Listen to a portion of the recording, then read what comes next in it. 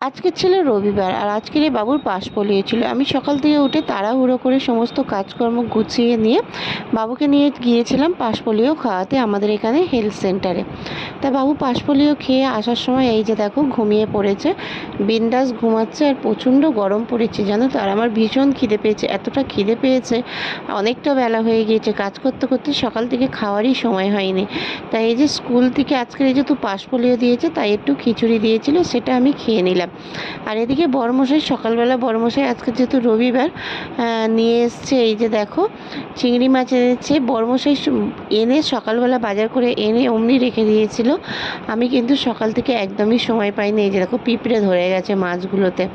ভাবলাম যে আজকে একটু চচ্চড়ি বানাবো, কিন্তু আজকের এই চচ্চড়ি তো করতেই পারলাম না। এই যে দেখো এখানে হচ্ছে নিয়ে এসছে বড়মশাই। হচ্ছে আমরা তো বলি যে মুরগির ছাঁট বলি, যেহেতু এটা মুরগির মাংস নয়, যেন পা গিলে মেটে, তারপর হচ্ছে পিছন, এইসবগুলো ভীষণ ভালো লাগে খেতে জানো তো। আর আমাদের এখানে এই ছাঁট বিখ্যাত, এগুলোকে ছাঁট বলে জানো তো। কাদের ওখানে কি বলে জানি না। আর অনেকে আবার খায়, অনেকে খায় না। আমার তো মুরগির মাংসর থেকে এইগুলোই আমরা বেশি পছন্দ করি, খেতে ভীষণ ভালো লাগে। আর এই যে তোমাদের দাদাভাই এই পাগুলো খেতে ভীষণ পছন্দ করে, সেই জন্য পা নিয়ে এসছে একটু বেশি করে। আর এদিকে হচ্ছে আমি একটু পিছন পছন্দ করি, ছেলে গিলে মেটে পছন্দ করে। এরকম করেই কিন্তু সব রকম মিলিয়ে মিশিয়ে নিয়ে এসছে তোমাদের দাদাভাই 1 কেজি। আর এদিকে দেখো বাবু উঠে পড়েছে, উঠে কান্না করছিল। ওর পাশে একটু শোয়াতে হয়ে দেখো এক মুঠো চুল ধরেছে, ছাড়তেই চাইছে না একদম। ও যত বড় হচ্ছে খুব দুষ্টু তৈরি হয়ে যাচ্ছে জানো তো। তা ও একটু কান্না করছিল বলে ওকে নিয়ে একটু বাইরের দিকে এলাম। জানি না কখন রান্না করবো, রান্না বান্না সব মাথায় উঠে যাচ্ছে।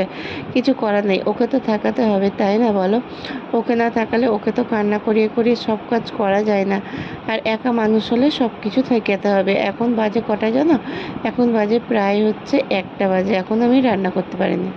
দেখো এই যে আজকের বাবু আমার কোলে থেকে একদমই নামতে চাইছে না, ওর শরীরটা একটু খারাপ বলে এই যে কোলেতেই বসে আছে, মানে শুয়ে আছে।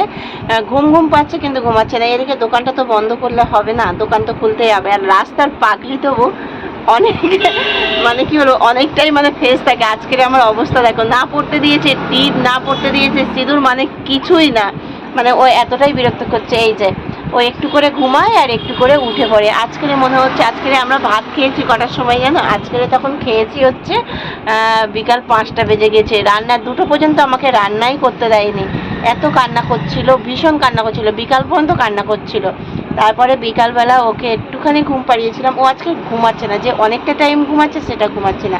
এখন আমি বুঝতে পারছি না যে ওর শরীরটা খারাপের জন্য নাকি, কিন্তু কী বা বড় হচ্ছে, খেলা করছে, একটু চোখ হচ্ছে হয়তো, ওই জন্য আমি কিছু বুঝতে পারছি না। তাই এই যে দেখো আবার হচ্ছে এই কী হয়েছে, কী হয়েছে, তুমি কিছু বলবে? হ্যাঁ তুমি কিছু বলবে? কি কিছু বলবে না? তা ওই জন্য ভাবলাম যে আজকের যেহেতু রবিবার, আমাদের এখানে হাটবার জানো তো, রবিবার আর বুধবার হাট হয়, সেই জন্য হাটবারের দিন দোকানটা বন্ধ রাখবো। তার জন্য আমি যেমনভাবে ছিলাম তেমনভাবে নিয়েই ওকে দোকানে চলে এসেছি। আর বেশ কিছুটা শাড়িও পেতেছিলাম, মানে ফলস পিকো করার জন্য। এই যে দেখো আর 2টো বাকি আছে। আর এদিকে হচ্ছে এই যে এইগুলো করে নিয়েছি। এই যে এই শাড়িগুলো মেশিন দেওয়া হয়েছে, পিকো করা হয়ে গিয়েছে। কালকেরই হয়তো হয়ে যেত, কিন্তু কালকে ফলসগুলো মেলেনি জানো তো, সেই জন্য আর করা হয়নি। আর এই যে আজকের এইগুলো করেছে, এই 2টো বাকি আছে, তার মধ্যে ও আর একদম কোলে থেকে নামছে না। তোমাদের দাদাভাই গিয়েছে, আবার এগুলাও একটু গিয়েছে, বাজারে গিয়েছে। আর বাবু সেই জন্য হচ্ছে বাবুকে নিয়ে আমাকে বসে থাকতে। এই যে দেখো ওর বাবা চলে এসছে, এখন বাজে প্রায় রাত 10টা। ওর বাবা এসে দোকানটা বন্ধ করে দিল, দিয়ে বাবুকে কোলে নিয়ে একটু বাবুর সাথে খেলা করছে। বাবু কিন্তু এখন জেগে গিয়েছে, আর ওকে না ধরলে আমি তো খেতে পারবো না। আর কি বলতো, ওদের থেকে আমি আগেই খেয়ে নিই, কেন বাবু বায়না করে বলে। ও একজন না ধরলে আমাকে খেতেই একদম দেয় না, প্রায় সময় তো এরকমই হয়। সেই জন্য ওর বাবা বললো আমি ওকে নিয়ে বসছি আর তুমি হচ্ছে খেয়ে নাও। তা আমি এই যে খেয়ে নিচ্ছি, আর এদিকে হচ্ছে 2 বাবা বেটাই খেলা করছে।